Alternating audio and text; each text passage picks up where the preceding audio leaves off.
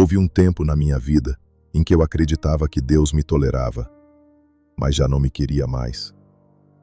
Eu ainda rezava, ainda ia à igreja, ainda sabia todas as palavras certas, mas por dentro eu carregava um segredo que me envergonhava profundamente.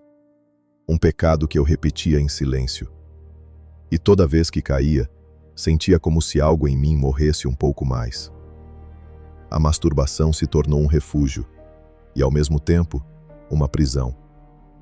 Talvez você ache estranho eu falar isso com tanta franqueza, mas a verdade é que esse pecado cresce no escuro e só perde a força quando é trazido à luz. Eu não acordei um dia decidindo me tornar escravo disso. Nada começou de forma explícita. Nada começou de forma grave. Começou com curiosidade, com solidão, com pensamentos que eu não cortei quando deveria. Eu era jovem, tinha uma vida comum, uma família simples, trabalhadora, uma fé herdada, mas ainda não enraizada. E foi justamente nesse terreno aparentemente normal que o pecado encontrou espaço. Eu passava muito tempo sozinho, e nesses momentos a mente vagava. Uma imagem aqui, um vídeo ali, um pensamento que parecia inofensivo. Até que um dia eu percebi. Meu corpo reagia antes mesmo da minha consciência. No início, a masturbação parecia apenas uma forma de aliviar a tensão. Um escape rápido, um momento de prazer que ninguém via. Mas toda vez que terminava, vinha algo mais forte que o prazer: a culpa. Eu prometia que não faria de novo. Rezava, pedia perdão. E por alguns dias, conseguia resistir. Até cair outra vez. E assim começou o ciclo mais cruel que já vivi. Prazer, culpa, vergonha, promessa, queda. E a cada repetição, algo dentro de mim se quebrava. Eu comecei a evitar a oração. Não porque não acreditasse em Deus, mas porque me sentia indigno de falar com Ele. Eu pensava: como posso rezar se acabei de fazer isso? Como posso pedir algo a Deus se eu mesmo não me respeito? E sem perceber, eu comecei a me afastar não de Deus, mas da confiança na misericórdia dele. O pecado não me afastava tanto quanto a vergonha. Eu vivia uma vida dupla. Por fora, eu era normal. Participava da missa, conversava com amigos, sorria. Por dentro, eu carregava um peso silencioso, um medo constante de que Deus estivesse cansado de mim. Você sabe como é viver assim? Saber o que é certo, mas sentir que não consegue fazer? Saber que Deus é bom, mas achar que essa bondade já não se aplica a você? Havia noites em que eu me deitava e pensava: se Jesus voltasse agora, eu estaria preparado? E a resposta me apavorava.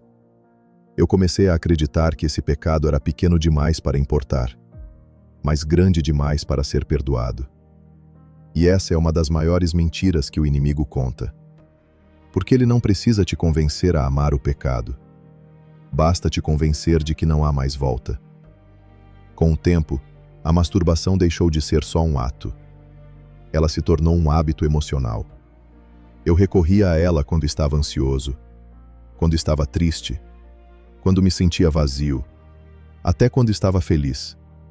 Ela já não era sobre prazer, era sobre anestesiar a alma.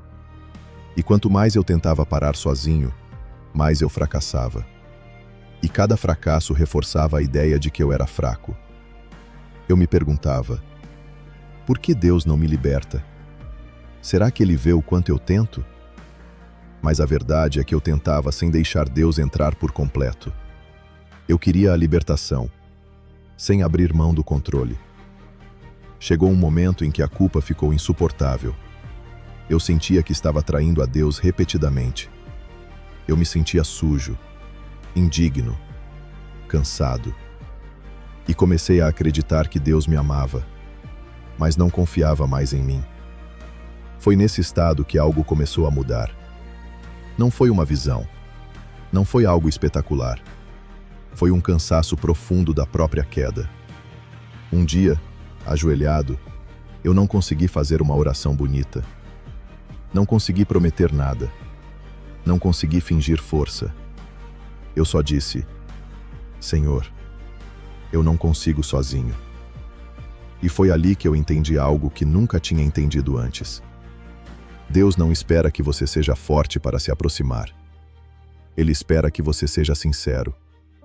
Pela primeira vez, eu parei de negociar com Deus. Pare de prometer o que não conseguia cumprir. Eu apenas me coloquei diante dele como eu estava. Quebrado, envergonhado, cansado. E aos poucos, Deus começou a trabalhar onde eu nunca tinha deixado. Na raiz.